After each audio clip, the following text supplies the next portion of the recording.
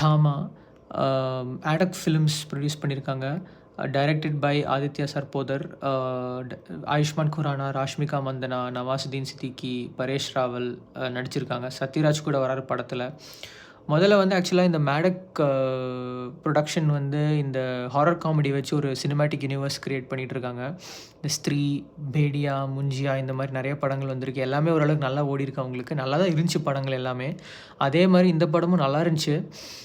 ஒரு மாதிரி அளவாக இருக்குது படம். ஆனால் வந்து என்டர்டெய்னிங்காக போகுது. அந்த ஹாரர் காமெடிங்கிற ஒரு கான்செப்ட் ரிலை பண்ணி அதில் அவங்க புதுசாக கதைகள் கொண்டு வந்து அது எல்லா ஃபிலிம்ஸ் அந்த யூனிவர்ஸுக்கு அடியில் வர எல்லா ஃபிலிம்ஸையும் கனெக்ட் பண்ணுறாங்க. எல்லாரோட பெர்ஃபார்மன்ஸும் சூப்பராக இருந்தது. ஆயுஷ்மான் குரானா, ராஷ்மிகாவோட பெர்ஃபார்மன்ஸ், முக்கியமாக நவாஸுதீன் சித்திக்கி ஒரு ஃபன்னான கேரக்டர் பண்ணியிருக்காரு. வில்லனாக இருந்தால் கூட அது நல்லா இருந்தது. அதே மாதிரி பரேஷ் ராவல் சொல்லவே வேணாம், அவரோட கேரக்டர் செம்மையாக இருந்தது.